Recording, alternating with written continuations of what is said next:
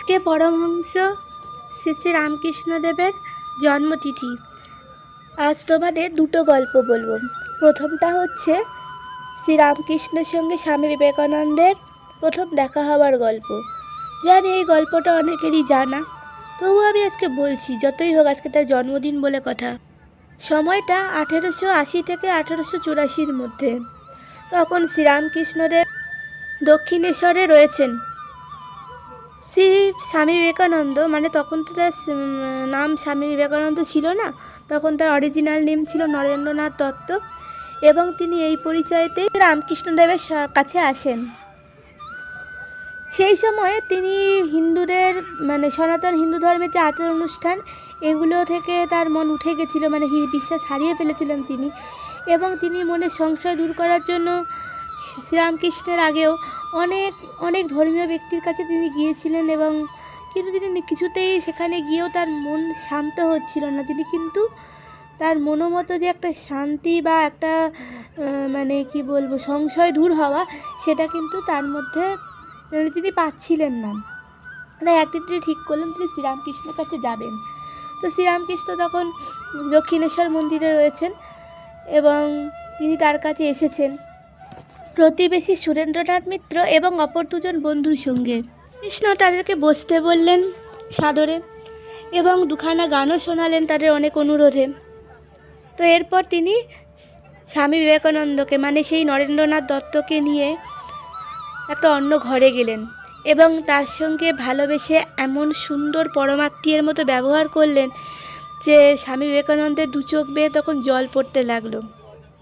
এবং তিনি স্বামী বিবেকানন্দকে নিজের হাতে মিষ্টিও খাওয়ালেন।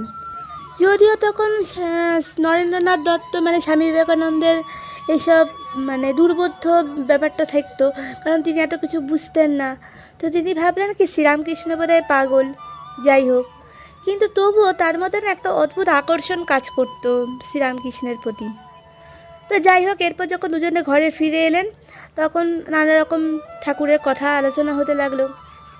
তিনি বললেন যে নরেন্দ্রনাথ দত্ত এবং তার বন্ধুদের তিনি যেমন চোখের সামনে স্পষ্ট দেখতে পাচ্ছেন, কথা বলছেন, তিনি কিন্তু ঠিক তেমনই ঈশ্বরের সাথে, মানে তার মা কালীর সঙ্গে তিনি কিন্তু এইভাবেই কথা বলেন এবং তাকে চোখে দেখতে পান।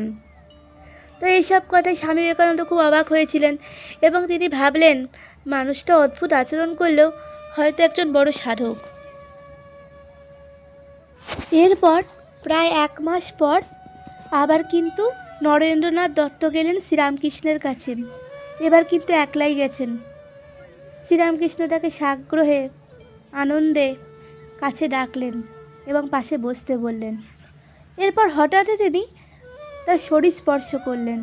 তাতে কিন্তু স্বামী বিবেকানন্দের এক অদ্ভুত অভিজ্ঞতা হলো। তার মনে হলো ঘরদোর সব যেন হঠাৎ ঘুরতে ঘুরতে শূন্যে মিলিয়ে গেল। ভয় হলো এই বুঝি উনি মরে যাবেন। তাই তিনি চিৎকার করে উঠলেন, এ আপনি আমার সাথে কী করলেন? আমার যে ঘরে বাবা মা আছে। তখন স্বামী বিবেকানন্দের কথা শুনে তখন শ্রীরামকৃষ্ণ তার বুক স্পর্শ করলেন এবং হাসলেন আর বললেন, এখন তবে থাক, কালেই সব হবে। তার স্পর্শে আবার স্বামী বিবেকানন্দ চোখের সামনে আগের মতো স্বাভাবিক দেখতে শুরু করলেন। এরপরে আবার তিনি তৃতীয়বার শ্রীরামকৃষ্ণের সঙ্গে দেখা করতে গেলেন। সেইবারও এই একই রকম ঘটনাই ঘটল। যেই রামকৃষ্ণ ঠাকুর তাকে স্পর্শ করলেন, অমনি স্বামী বিবেকানন্দ বাহ্য চেতনা হারালেন। কী ঘটল তিনি বুঝে উঠতেই পারলেন না। অথচ তার শরীর এবং মন কিন্তু সবল। অথচ এই মহান পুরুষের সামান্য একটু স্পর্শেই সেই শরীর মন কেমন যেন হয়ে গেল। তিনি যেন তার শরীর মন নিয়ে যা খুশি তাই করতেই পারেন। বিবেকানন্দ এই ঘটনার কিন্তু কোনো ব্যাখ্যা খুঁজে পেলেন না। তবে তিনি এটুকু বুঝতে পারলেন যে শ্রীরামকৃষ্ণ সাধারণ মানুষ নয়, তিনি সেই ভগবান, সেই পরম ব্রহ্ম। এরপর অবশ্য স্বামী বিবেকানন্দের শ্রীরামকৃষ্ণের প্রতি খুব শ্রদ্ধা জন্মালো এবং তিনি শ্রদ্ধাশীল হয়ে উঠলেন। যদিও তখনও তার মনের ভিতরে অনেক সংশয় থেকে গিয়েছিল। আজকের এই গল্পটা এই পর্যন্তই। এবার আমি দ্বিতীয় গল্পে আসি। এটাও স্বামী বিবেকানন্দেরই গল্প, কিন্তু সময়টা অন্য। সামনে বেলুড় মঠ, ওই যে বেলুড় মঠ দেখা যাচ্ছে, গঙ্গা। পরের গল্পটা এবার শুরু করছি। নিউ ইয়র্কের সামনে দিয়ে বয়ে চলেছে সেন্ট লরেন্স নদী।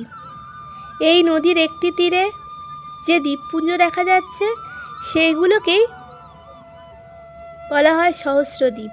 আসলে অনেকগুলো সংখ্যায় আছে বলে কিন্তু এগুলোকে সহস্রদ্বীপ বলা হয়। এবং সহস্রদ্বীপ উদ্যান মানে বাগান, অর্থাৎ সেই দ্বীপপুঞ্জগুলোর অনেক গাছপালা রয়েছে, অনেক সুন্দর দেখতে। 1895 সালের কথা। এই বছরেরই জুন মাসের প্রথম দিকে টানা 1 সপ্তাহ ধরে তিনি 12 জন শিষ্য অনুরাগীদের সঙ্গে ওখানেই কাটিয়েছিলেন। জায়গাটা খুবই মনোরম এবং সেন্ট লরেন্স নদী যে বিশাল নদী, সেই নদী এবং দূরের থেকে দ্বীপপুঞ্জ, এগুলো সব কিন্তু দূর থেকে দেখা যেত, খুব সুন্দর লাগতো। এমনকি সেখানে থাকার সময় বাতাসের শব্দ, পাখির গান, এগুলো ছাড়া বোধহয় শোনার মতো তেমন কিছু ছিল না। শিষ্য অনুরাগীদের সব থেকে বেশি ভালো লাগতো স্বামীজির কথাবার্তা এবং উপদেশ। স্বামী বিবেকানন্দ সেখানে কিন্তু মনের আনন্দে দিন কাটাচ্ছিলেন। প্রতিটি সন্ধ্যায় তিনি শিষ্য এবং অনুরাগীদের নিয়ে বেদান্ত এবং হিন্দু ধর্মে সম্পর্কে শিক্ষা দিতেন। এমনকি গভীর রাত্রি পর্যন্ত আলোচনা চলতো। কখন যে চাঁদ ডুবে গেল, কখন যে পূর্ণিমা চাঁদ উঠেছিল আর ডুবে গেল, সে কথাও কেউ বুঝতে পারেনি। এমনতর নিবিড় মনোযোগের সঙ্গে তারা স্বামীজির উপদেশ শুনতেন। স্বামী বিবেকানন্দ যে সবসময় তার অনুরাগীদের সঙ্গে ধর্মতত্ত্ব বা গুরুগম্ভীর আলোচনা করতেন এমন কিন্তু নয়, তিনি কিন্তু খুব রসিকতাও করতেন। এমন রসিকতা করতেন যে তার শিষ্য শিষ্যারা কিন্তু হেসে গড়িয়েও পড়তেন।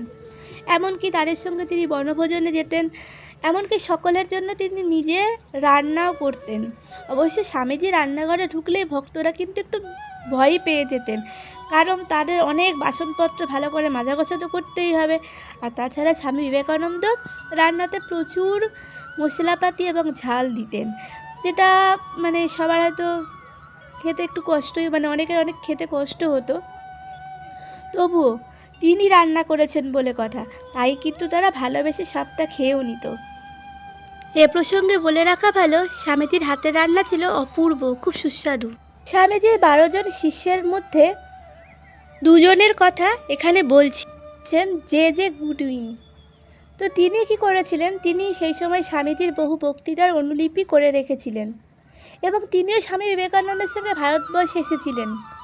খুব অল্প বয়সে যদি তার দেহাবসান হয়, তবুও আবার স্বামীজির আরেকজন শিষ্যা মিস ওয়াল্ডো, তিনিও কিন্তু এই সহস্রদ্বীপোদ্যানেতেই সহস্রদ্বীপের ভেতরে স্বামীজি যে কথাগুলো বলেছিলেন সে কথাগুলোর অনুলিপি করে রেখেছিলেন।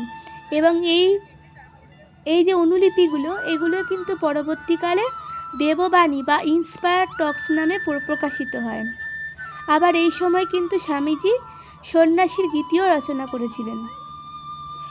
এই সহস্রদ্বীপোদ্যানে 7 দিন থাকার পরে স্বামী বিবেকানন্দ আবার 2 মাসের জন্য ইংল্যান্ড গিয়েছিলেন এবং তারপরে অবশ্য তিনি আবার জরুরি কাজে নিউ ইয়র্কে ফিরে আসেন। আজকে 2টো গল্প এই পর্যন্তই। আশা করছি তোমরা সবাই ভালো আছো, মঙ্গলে আছো, সুস্থ আছো। যদি তোমাদের আমার গল্প ভালো লেগে থাকে তাহলে আমার সঙ্গে থাকো, চ্যানেলটাকে সাবস্ক্রাইব করো, লাইক করো, কমেন্ট করো, আর যদি মনে হয় শেয়ারও করো। আজকে এই পর্যন্ত, নমস্কার।